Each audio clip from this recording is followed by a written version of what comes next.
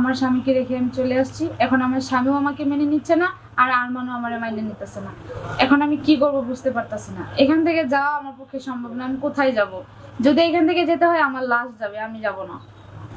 আপনার লাশ যাবে কিন্তু আপনি যাবেন না? না। আচ্ছা ভাই, যে আপনার যে এই কাছের লোকই তুই জি ভাই, আমার সম্পর্কে চাচাতো ভাই লাগে। হ্যাঁ, তো আপনার চাচাতো ভাই যে কাজটা করছে তারা কোথায় গেছে?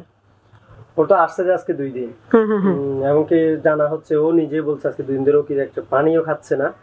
তো আমরা কি করব, যার কাছে আসছে আরমান, এখন তারা নাকি ওর সাথে অনেক খারাপ ব্যবহার করছে, রাব ব্যবহার করছে, কি কি হয়েছে ওটা তো পার্সোনাল বিষয়।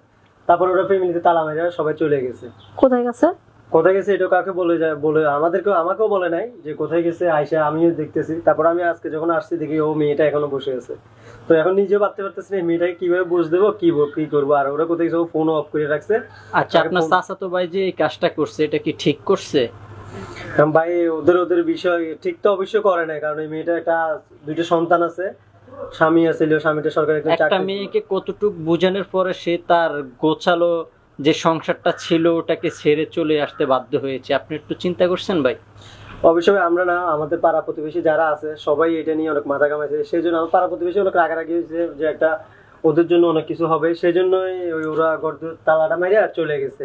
আর কথা হচ্ছে যে মেয়েটা আরেকটা বিষয় বলছে, সেটা হচ্ছে যে ওই মেয়েটার অনেক টাকা পয়সা নাকি ওই আরমানে নাকি নিয়ে, মানে আরমানকে অনেক টাকা পয়সা দিছে, সেই জন্য হ্যাংস্থায়ী। এখন নিজেরা তো ভাবতে পারতেছি না তার স্বামীকে কি বুঝতে হবে। এখন স্বামী ঘর থেকে যখন চলে আসছে ওখানে তো যাওয়ার কোনো ব্যবস্থা নেই। এখন ভাই নিজে তো কিভাবে, এখন ও কি করলে কিভাবে হয়, আমি অনেক বুঝাইছি, দেখো বোন তোমার ভবিষ্যৎ আছে, হয়তো তুমি চলে যেতে ভালো হয়। কেউ তো যাচ্ছে না, যাওয়া বড় কথা না, ও তো আজকে 2 দিন ধরে কিছু খাচ্ছে না, ওইটাই হচ্ছে বড় কথা। আচ্ছা আচ্ছা, এখন আপনি সর্বশেষ কি করবেন আপু? এখন ভাই আরমানের জন্য আমি সব ছেড়ে চলে আসছি। আমি কোথায় যাব? আমার স্বামী তো আমাকে গ্রহণ করবে না, আর আমার বাচ্চারা তো, তাদেরকে তো ছেড়ে চলে আসছি। দুঃখে কথা কি বলবো ভাইয়া, আমি যদি আরমান এখানে আমাকে বিয়ে না করে আমি এখান থেকে যাব না। আমি এখানে আত্মহত্যা করবো, তবু যাব না। এটাই আপনার শেষ কথা? হ্যাঁ, যদি যেতে হয় আমার লাশ যাবে, আমি যাব না। এখন ভাই মানে সর্বশেষ আমরা কি করতে পারি? ভাই শোনেন, ওরা হচ্ছে যে ওদের পার্সোনাল ডিসিশন, ওরা কি নেবে। আমি হয়তো চাচাতো ভাই যে এটাই বলতে পারি যে আপনারা যদি পারেন কোনো একটু সহযোগিতা করে আরমানকে আইনে, যেভাবে আরমান তো মানে গাটাকে পালাই গেছে, যে আরমান তো কোনো খোঁজ খবর নিচ্ছে না। ওনার সাথে ফোনে আসলে যোগাযোগ করতে চাইলে ফোনে আসলে সে কোনো কথা বলতে চাচ্ছে না, ফোন নাম্বার সবকিছু বন্ধ। তাহলে আমাদের গ্রামের যে মুরব্বী আছে, মুরব্বীর সাথে আপনার কথা বলতে। আচ্ছা, আরমান যে আপনার সাথে রুম ডেট করলো এগুলোর কোনো প্রুফ আছে আপনার কাছে, নাকি মিথ্যা একটা অপবাদ দিচ্ছেন আপনি আরমানের উপরে? না, আসলে আরমানকে আমি সত্যিকারে ভালোবাসতাম, তো এই জন্য শুধু পিক উঠাইতাম ওর সাথে মজা করি, এছাড়া আর কিছু না। এখন যে আরমান যে আপনার ছেড়ে চলে গিয়েছে, এখন যদি আপনি থানায় যান অথবা কোনো কিছু করেন তো এটা তো একটা প্রুফ লাগবে। আপনি কেমনে কি করবেন বলেন? কি করব ভাইয়া, আমি 2 দিন ধরে আসছি, না আরমানের আম্মু না আরমান কেউ আমাকে মেনে নিচ্ছে না, আমার কোনো কথাই শোনার চেষ্টা করতেছে না। তারা কিভাবে মেনে নেবে? এখন আপনি একটা সংসার ছেড়ে আসছেন, আপনি আবার কোন দিন যে আরমানের সংসার ছেড়ে চলে যাবেন না, এটা তারা কতটুকু বিশ্বাস করতে পারবে বলেন? ভাইয়া আমি আরমানকে ভালোবেসে বিশ্বাস করে সব ছেড়ে আসছি, আমি কেন আরমানকে ছেড়ে যাব? এখন তো আরমানে আপনার চাইরা চলে গেছে, এখন আর করার কি? দেখেন আপু, আপনি এত কিছু না করে আপনি বাসায় ফিরে যান। আরমান এখন কোথায়? বাড়িতে নেই। বাড়িতে নাই? আপনারা কি আর আগের দিনও আসলেন? আর আপনার হাতে যে অবস্থা, আপনার শাশুড়ি নাকি আপনাকে মারধর করছে? হ্যাঁ। মানে কেন মারধর করছে? মারধর করছে, ওর ছেলের সাথে সম্পর্ক মেনে নেবে না, আমি ভাবি যোগ্য বউ হতে পারবো না। এখন আমি কি করবো ভাইয়া?